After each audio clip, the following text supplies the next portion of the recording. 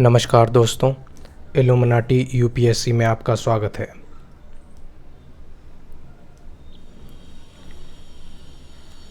अभी तक हमने कंपनी रूल के बारे में पढ़ा था। 1857 तक 1857 तक ऐसा हुआ कि 1857 में आप सभी जानते हैं कि बहुत तगड़ा रिवोल्ट हुआ जिसे 1857 की क्रांति भी कहते हैं। आप सभी ने मंगल पांडे ज़रूर देखी होगी।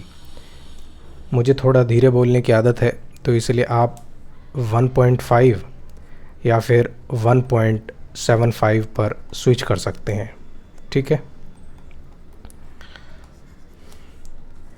रिवोल्ट हुआ 1857 का, बहुत विद्रोह हुआ, भारत की जनता ने पूरा विद्रोह किया।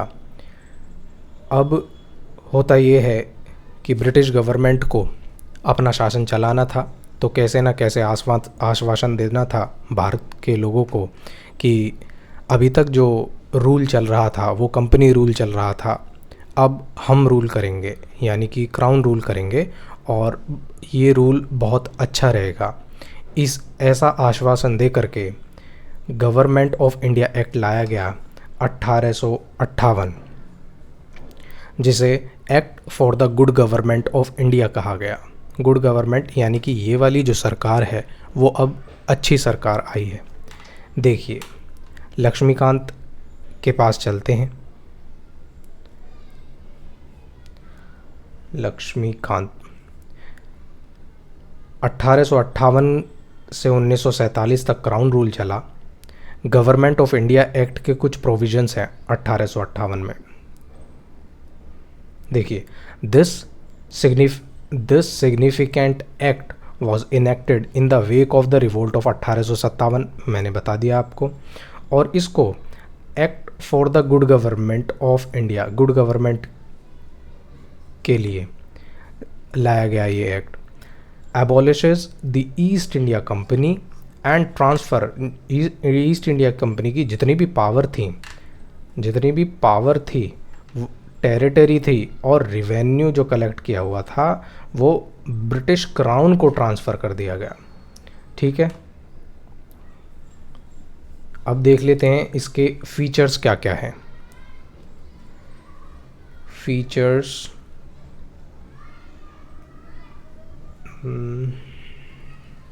क्राउन रूल, फीचर्स आ गए। फीचर्स में देखिए, सबसे पहला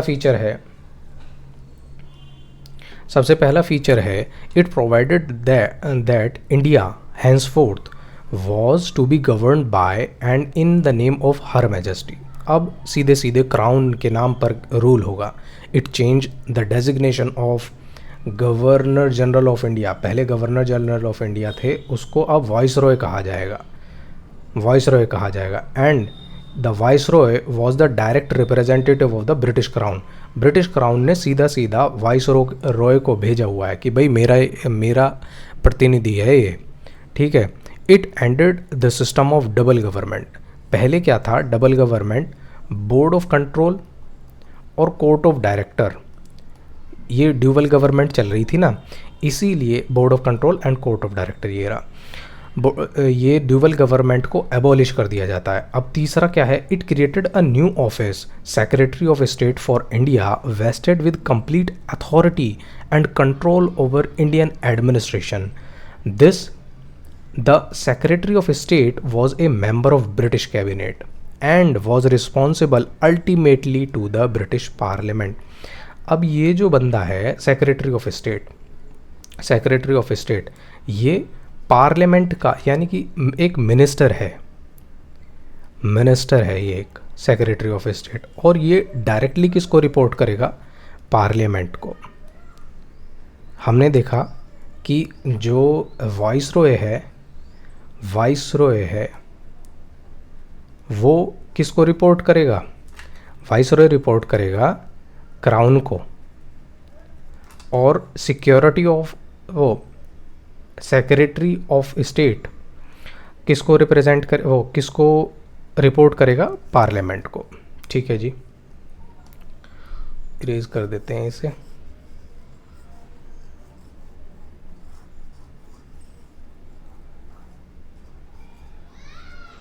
ठीक, अब आते हैं आगे के प्रोविज़न पे। दो प्रोविज़न हो रहे हैं।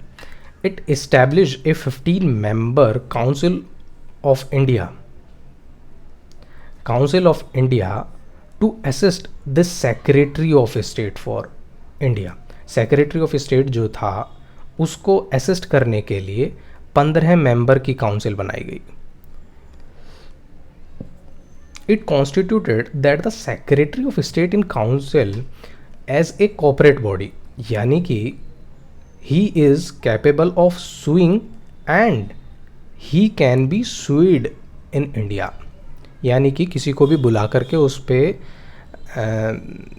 ट्रायल चला सकता है और इस पे भी चल सकता है भारत में और इंग्लैंड में, दोनों में। The act of 1858 was however largely confined to the involvement of the administrative machinery by which the Indian government was to be supervised and controlled in England। अब सारा कुछ जो है कंट्रोल किया जाएगा, सेक्रेटरी ऑफ स्टेट बैठा दिया गया ना यहाँ पे, जो कि डायरेक्ट पार्लियामेंट को रिपोर्ट करता है, तो इसीलिए अब डायरेक्टली कंट्रोल किया जाएगा इंग्लैंड से। It did not alter in any substantial way the system of the government that prevailed in India. मतलब कोई ख़ास चेंज नहीं आया, अब से पहले जो कंपनी रूल चल रहा था उसमें और इसमें कोई ख़ास चेंज नहीं आया। ठीक है जी, इसे इरेज कर देते।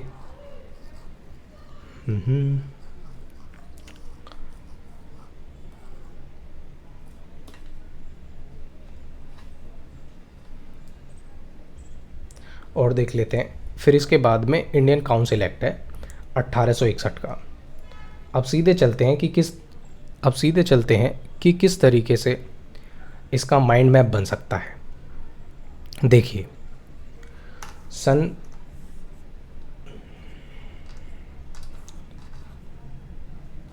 1858 की बात है, 1858 की बात चल रही है। ठीक है, 1858 में गवर्नर जनरल को हटा करके वाइस रॉय लाया गया, वाइस रॉय। और ये क्या है? ये क्राउन का रिप्रेजेंटेटिव है, क्राउन। ठीक है, वाइस रॉय से ऊपर कौन है? Secretary of state. Secretary of state किसको क्या है? ये मिनिस्टर है ब्रिटिश पार्लियामेंट में, तो ये पार्लियामेंट को रिपोर्ट करेगा।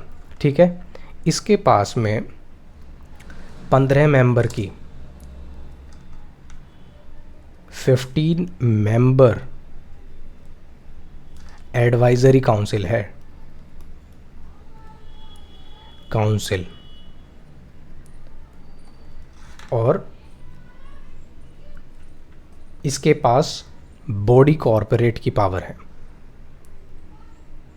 बॉडी कॉरपोरेट यानी कि ही कैन बी सुइड और he can sue in India as well as in England. ठीक है जी, अब इन्होंने सबसे बड़ी बात क्या करी? जो अब तक कंपनी रूल चल रहा था, या ये कहूँ कि ड्यूअल गवर्नमेंट का जो सिस्टम चल रहा था, उसे एबॉलिश कर दिया गया। ड्यूअल गवर्नमेंट को एबॉलिश कर दिया गया। देखिए, ड्यूअल गवर्नमेंट को एबॉलिश कर दिया गया। गवर्नर जनरल के जगह वाइस रॉय आया, जो क्राउन का रिप्रेजेंटेटिव है। इसके ऊपर सेक्रेटरी ऑफ स्टेट होगा, जो पार्लियामेंट को रिप्रेजेंट करता है, पार्लियामेंट को रिपोर्ट करता है। इसको मदद करने के लिए 15 मेंबर की एडवाइजरी काउंसिल बैठाई गई और इसके पास बॉडी कॉरपोरेट की पावर है। आगे चलते हैं।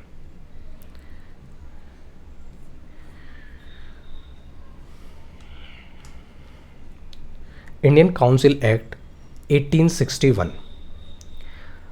अब 1858 1858 में ये जो एक्ट आया, गवर्नमेंट ऑफ इंडिया एक्ट, इसमें ये कहा गया कि जो नई गवर्नमेंट है, क्राउन के अंडर की गवर्नमेंट है, वो बहुत अच्छी गवर्नमेंट है, गुड गवर्नमेंट है। अब ये दिखेगा कैसे, मतलब सिर्फ बोलने से थोड़ी काम चलेगा, ये दिखना भी तो चाहिए। तो उसके लिए ये इंडियन काउंसिल एक्ट लेकर के आए, जिसमें भारत के लोगों का रिप्रेजेंटेशन बढ़ता चला जाएगा। कहाँ बढ़ता चला जाएगा? भारत के लोगों का रिप्रेजेंटेशन लेजिस्लेटिव काउंसिल में, यानी कि कानून बनाने में अब भारत के लोग भी योगदान करने लगेंगे। एग्जीक्यूटिव काउंसिल में उनका योगदान होने लगेगा। वो किस तरीके से होगा? जो अब तक हमने देखा था, पिछले एक्ट्स में हमने देखा था कि पावर जो है सेंट्रलाइज हो रही है, गवर्नर जनरल ऑफ इंडिया को बहुत सी पावर दे दी जाती हैं, उसके पास ही पूरा कंट्रोल आ जाता है। अब हम देखेंगे कि उसके पास से जो कंट्रोल है वो धीरे धीरे अलग होना चले, डिसेंट्रलाइज होना चालू हो जाएगा, डिसेंट्रलाइज होना चालू हो जाएगा। देखिए कैसे। After the Great Revolt of 1857, the British government felt the necessity of seeking the corporation of India। Bharat का कॉरपोरेशन होना बहुत ज़रूरी है, नहीं तो ये रिवोल्ट कर देंगे, नहीं तो ये तबाही मचा देंगे, भारतीय लोग तबाही मचा देंगे। इसलिए इनका साथ जरूर होना चाहिए शासन करने के लिए। इन pursuance of this policy of association 3 act were enacted by the British parliament. कौन कौन से? 1861 का इंडियन काउंसिल एक्ट, 1892 का इंडियन काउंसिल एक्ट और 1909 का Indian council act. The Indian council act of 1861 is an important landmark in the constitution and the political history of India. अब इसके provisions देखते हैं, प्रोविजंस क्या क्या हैं। प्रोविजंस देखते हैं, इरेज कर लें पहले इसको। ठीक है जी। It made a beginning of representative, मैंने क्या कहा था कि रिप्रेजेंटेशन कराना चालू कर देंगे of representative institution by associating Indians with the law making process. Law making process में अब इंडियंस को लाना चालू कर देंगे, इंडियंस को अलाउ कर देंगे कि भाई आप भी आइए और लॉ मेकिंग में हमारी सहायता कीजिए। भाई देखो, बाहर का अगर कोई आदमी, तुम किसी भी गांव में रह रहे हो, अब कोई बाहर का अनजान आदमी, ठीक है, तुम पे कोई कानून लेकर के आए, उसे लोकल एरिया की यानी कि उस गांव की तो समझ है नहीं, किस तरीके के लोग रह रहे हैं, किस तरीके का कल्चर है, या किस तरीके की भाषा बोली जा रही है, किस तरीके का व्यवहार है, उस सब चीज़ों की उसे नॉलेज तो है नहीं बाहर के आदमी को, और वो कानून ले आता है, उसके हाथ में पावर होती है, वो कानून ले आता है, तो इससे सफ़र करते हैं गांव के लोग। लेकिन अगर कोई गांव का ही आदमी हो, जिसे गांव के बारे में बहुत समझ हो, गांव की बोलने की शैली, भाषा और कल्चर किस तरीके का, व्यवहार किस तरीके का, लोगों की संस्कृति किस तरीके की है, ये सब चीज़ें अगर उस आदमी को, लोकल आदमी को पता है, और वो आदमी अगर मदद करता है लॉ मेकिंग में, कानून बनाने में, तो ये अलग ही हो जाएगा, अलग लेवल की चीज़ हो जाएगी। जो कि अब से पहले क्या था कि ये ब्रिटिश गवर्नमेंट जो थी ना, ब्रिटिश गवर्नमेंट खुद ही कानून बना लिया करती थी, लेकिन अब क्या कर रहे हैं, ये इंडियंस को लॉ मेकिंग प्रोसेस में इंक्लूड कर रहे हैं। It thus provided that the viceroy should nominate some Indian as non official member of his expanded council. जो काउंसिल इन्होंने एक्सपेंड की है उसमें अब इंडियंस को अलाउ किया जाएगा।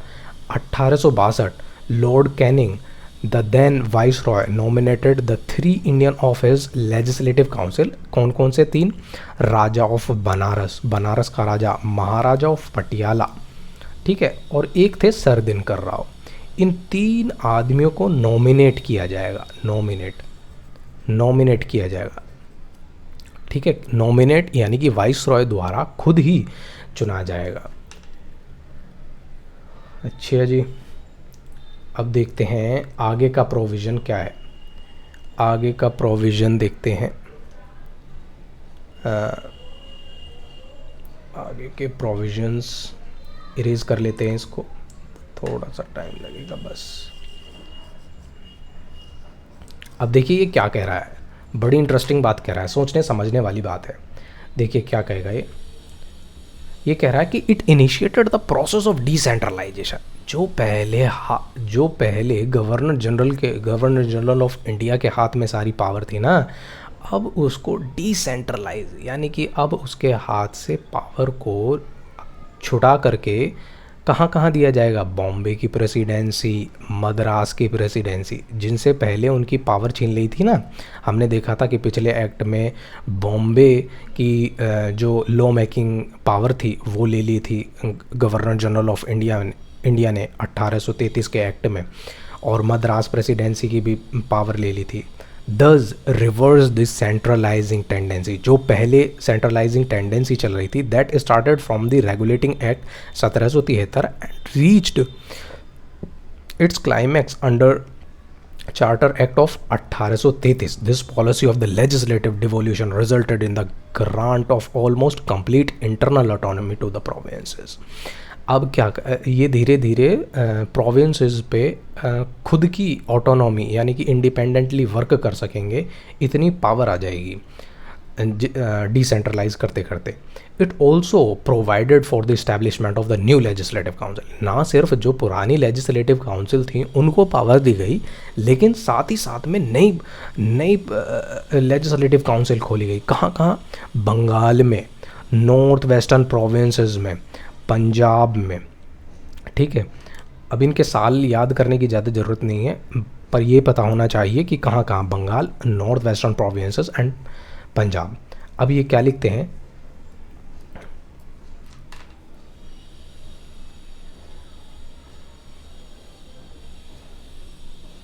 इरेज कर लूँ,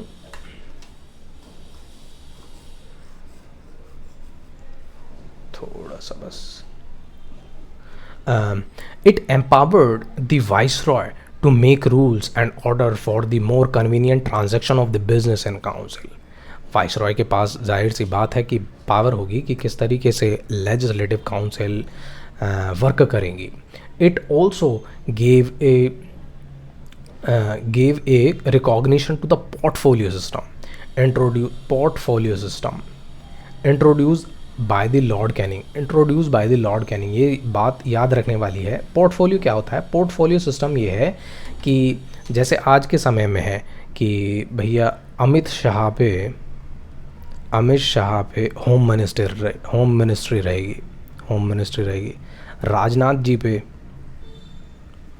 राजनाथ जी डिफेंस मिनिस्ट्री संभालेंगे। ये भैया हमारे निर्मला सीतारमन जी फिनांस मिनिस्ट्री संभालेंगी। तो इसको कहते हैं पोर्टफोलियो। ठीक है ना, कौन मिनिस्टर कौन सी मिनिस्ट्री को संभाल रहा है, इस सिस्टम को कहते हैं पोर्टफोलियो सिस्टम।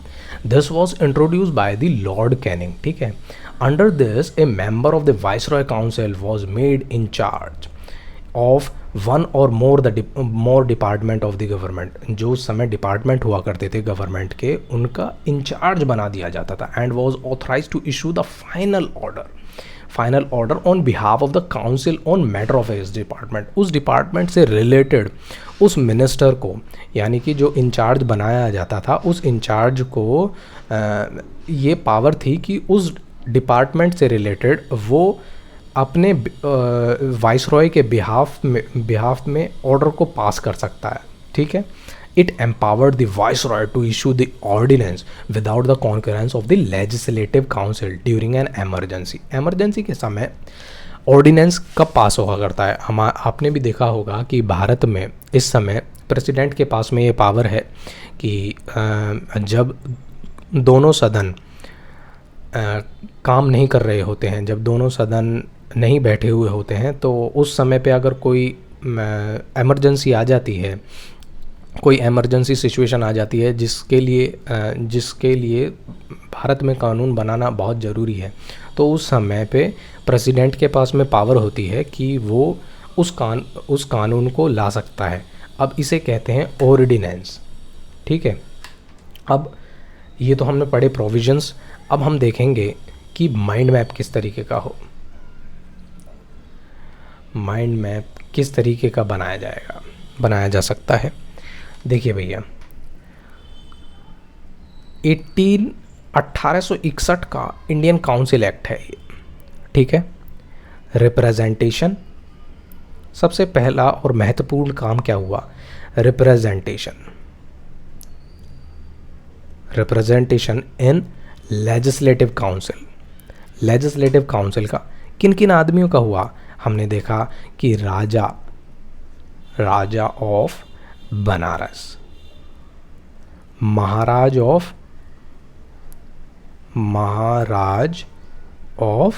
पटियाला, और हमने देखा कि सर दिनकर राव, इन तीनों आदमी को नॉन ऑफिशियल कहा गया, क्योंकि इनके पास में सिर्फ एडवाइजरी पावर थी, बस एडवाइज ही कर सकते थे कि वाइसरॉय साहब ऐसा है, इस प्रोविज़न को इस तरीके से ले आओ। ये नहीं था कि आपको ये उठ करके सर दिनकर राव उठ करके वाइसरॉय से कह दे, हाँ भाई वाइसरॉय इस प्रोविज़न को इस तरीके से लागू होना चाहिए, ये प्रोविज़न ये इस एक्ट में से ये प्रोविज़न हटा दो, ऐसा नहीं था। सिर्फ एडवाइस कर सकते थे कि साहब देख लो अगर कुछ हो सके तो, ठीक है। 1861 का और क्या क्या चीज़ें हैं इसमें, और देखिए बड़ी ही इंटरेस्टिंग बात, अब हमने ऊपर की तरफ देखा कि रिप्रेजेंटेशन बढ़ रहा है, नीचे किस तरीके से बढ़ रहा है, डिसेंट्रलाइजिंग भी तो हो रही है। डिसेंट्रलाइजिंग कैसे हो रही है, restoring the legislative power,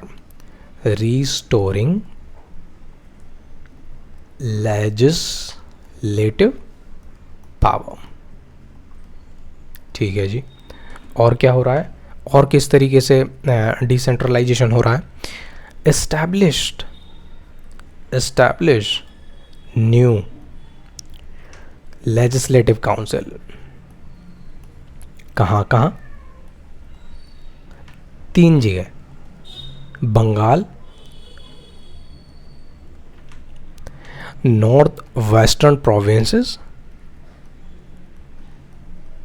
and Punjab. 2 provision और रह गए, 2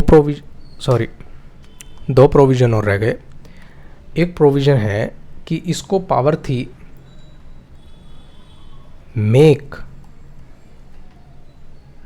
पोर्टफोलियो, जो कि मैकाले लेकर आया था। ऑर्डिनेंस की पावर थी इसके पास में, ऑर्डिनेंस विदाउट कॉन्करेंस